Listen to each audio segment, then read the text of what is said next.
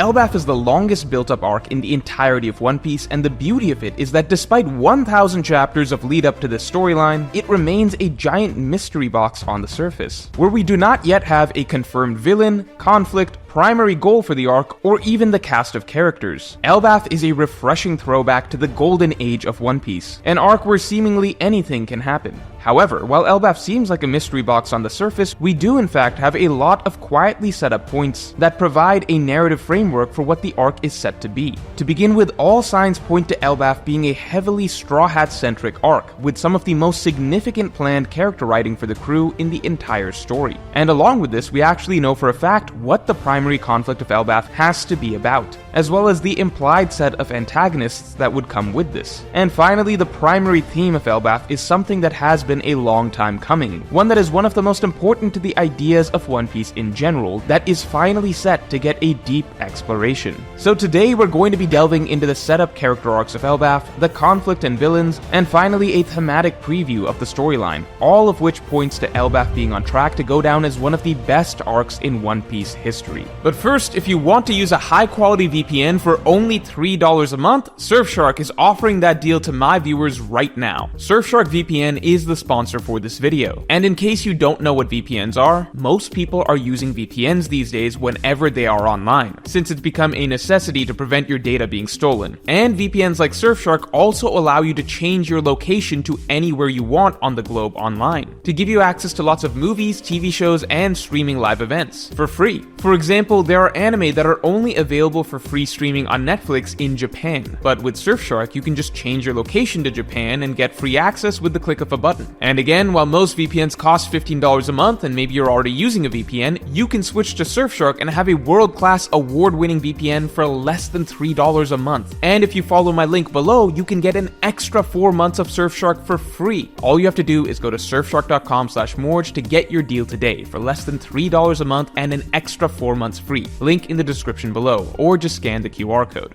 So to begin with, Elbaf is likely to be one of the best arcs in all of One Piece in terms of character writing, because right before Elbaf, Egghead Island made it very clear that Oda has saved pretty much all of his best ideas in terms of character arcs for the final saga. In Egghead Island, Oda hit on pretty much every single significant side character in the entire story and revealed a meaningful character storyline for them that had been in the works all along, such that Egghead ended up taking the crown for the best writing for side characters ever in a One Piece arc, without question, with many readers considering Kuma's arc in particular to have been the single best piece of character writing in all of One Piece, period.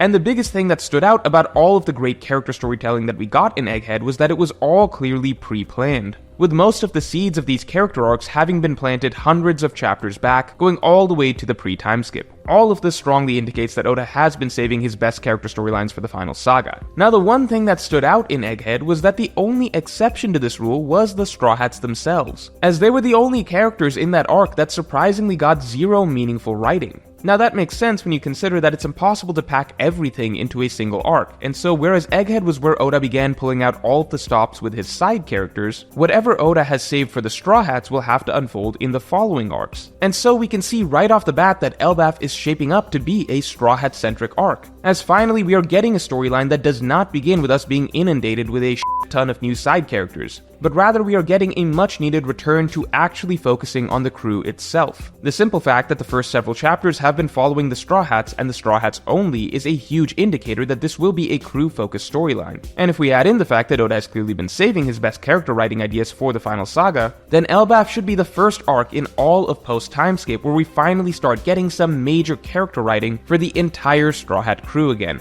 much like we were accustomed to in pre-Timeskip arcs. Another simple indicator that this will be the case is the fact that Oda has made it very clear consistently and repeatedly throughout the last 1,000 chapters of the story that Elbaf is going to be important for Usopp in particular. So at the very least, there is one very significant piece of character storytelling that has been saved for this arc without question. And as I explained in this video, the character storyline that Oda has been saving for Usopp and Elbaf has the potential to be the single greatest character arc in all of One Piece, considering by the simple definition of Usopp's dream, Usopp wants to feel like a brave warrior of the sea by the time Elbaf is over. But to do so, it would necessitate Usopp having some sort of character storyline that is even more profound and meaningful than literally everything else that he has experienced in every arc so far, as somehow all of these experiences, even all together, were not enough to make Usopp believe that he has become a brave warrior yet. And so, while we can expect a significantly more Straw Hat-centric arc than Egghead or Wano or Dressrosa, and in particular while we are guaranteed the single deepest piece of character writing Usopp has ever gotten, that of course does not mean that there won't be significant side characters in the arc. It's near impossible to not have any side characters in a One Piece arc. But one big difference is that Elbaf is already starting off seemingly very lean in terms of its side characters, at least compared to something like Wano.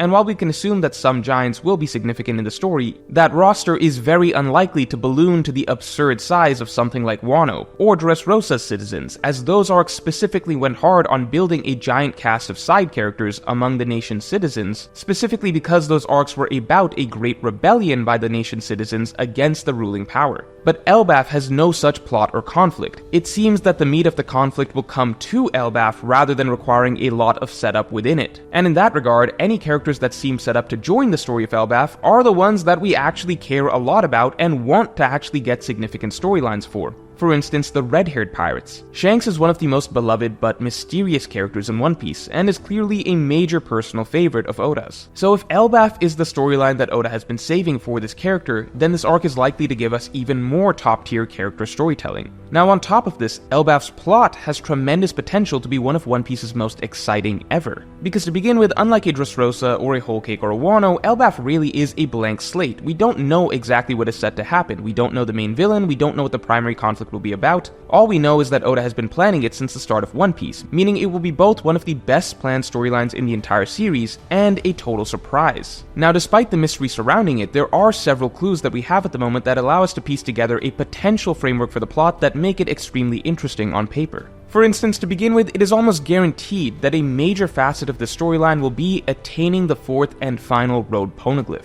Every single thread in the narrative is pointing to this being the pivotal piece of the Elbaf arc. To begin with, the only remaining arcs and islands that we know the Straw Hats still have on the docket after Elbaf are Laughdale itself and potentially Marijua. Remember, it was established that Lodestar is no longer relevant and there is no need to go there. So it's just these three left. And on top of this, the narrative keeps repeating that the Straw Hats, now having 3 out of the 4 road poneglyphs, are now at the finish line to get to Laughdale, and there is literally only one more step to go, one more final piece to the puzzle to complete. So narratively, Elbaf is the last step set up before Laughdale, and we are being repeatedly told that this 4th road poneglyph is the final required piece to progress to Laughdale. On top of this, in the lead up to Elbaf, the plot point that keeps coming up is this final 4th road poneglyph, with the man marked by flames being the most prominent repeated mystery heading into the Elbaf arc, and Oda setting up multiple other Yonko to attain 3 out of the 4 road poneglyphs, setting up all the major players to be vying for the 4th and final road poneglyph in Elbaf. As such, it is near guaranteed that the 4th road poneglyph will need to be won by the end of this arc to unlock the final island, Laughdale. And this also suggests that the conflict may very well be around this 4th road poneglyph. Now, while it is too early for us to know the villain of the arc, I have personally hypothesized that the man marked by flames may be the primary villain of the Elbaf arc as the holder of the 4th road poneglyph, an idea I expand upon in this video. But even if the man marked by flames does not end up being a villain, at the very least, the red-haired pirates will clearly be a major obstacle in the arc, as they are currently also gunning after the One Piece. They have also seized 3 out of the 4 road poneglyphs, and they have just committed an unforgivable act of war against the Straw Hat Pirates by shooting down their subordinate fleet. Oda could not have set up a conflict with the red-haired pirates any more obviously. I know some people argue that Shanks may have already left Elbaf, and I certainly believe that the red-haired pirates may be absent at the beginning of the arc, but it's been plainly established that Elbaf is a place that they frequent, and that Elbaf was always planned to be the arc tied to Shanks, considering Oda literally designed Shanks and his crew's entire motif to be tied to Elbaf, not to mention the Usopp-Yasopp connection, and of course the necessary battle for the 4th poneglyph, and so on. On top of this, the conflict for the 4th poneglyph even opens up the potential for the Blackbeard pirates to join in the arc, though they may instead be waiting for the dust to settle to try and swoop in to seize it down the line after the arc. But really, that is the beauty of the Elbaf arc. Almost any party could potentially make an appearance here, because we know the conflict will revolve around the final key to getting to the One Piece, the 4th poneglyph, and Oda has set up several parties to be in contention, being one step away from Laughdale, and only needing that last poneglyph to get there, and literally the arc prior, Egghead, cemented this race to Laughdale being about to begin.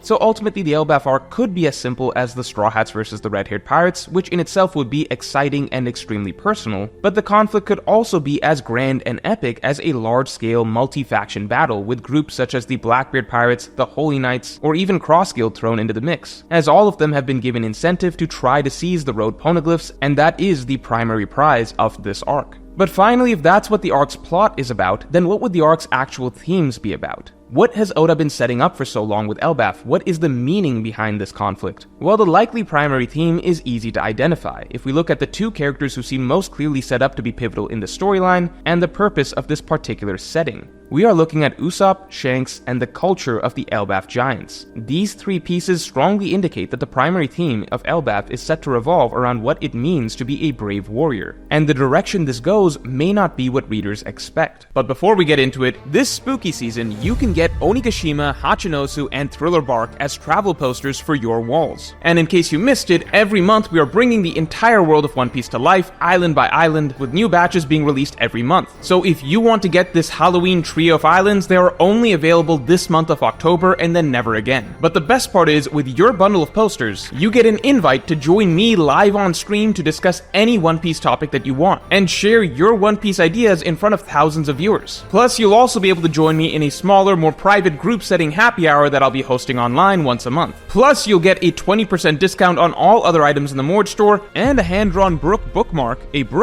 thrown in for free. And finally, with each poster comes a code. The first person to solve the code wins the Great Pirate Race and wins the Grand Mystery Prize, along with being featured as the winner on the channel. You get all of that bundled together with your travel posters. And again, this trio of posters are only going to be printed and produced this month of October and this month only. So hit the link in the description below to get your bundle today. Grab this collection before it's gone. So to begin with, Usopp, as we know, has always been obsessed with the idea of what it means to be a brave warrior. However, from everything Usopp has done in the story so far, he has actually proved himself to be a brave warrior of the sea many times over. Hell, at this point, he's even considered the legendary hero of Dressrosa, forever immortalized in a bronze statue. So the problem isn't that Usopp isn't a brave warrior of the sea by normal standards. The problem is that Usopp has yet to become a brave warrior of the sea by his own standards. And this standard that Usopp once painted out for himself was to be as brave as the giants of Elbaf. What Usopp observed in Little Garden was what he perceived to be an almost mythic level of bravery. To be fighting a duel to the death without fear for hundreds of years and never backing down. To be able to live like that with that level of manly pride. That is what Usopp perceived to be the true meaning of bravery. Now, no matter what, this is an idea that needs to be explored in Elbaf, as this is very specifically the arc that Usopp set as his personal goal of living up to this mythic image of a brave warrior of the sea. Now, interestingly, I do wonder if this arc may explore the idea of whether or not Usopp has been looking at this idea of what it means to be a brave warrior of the sea in the wrong way.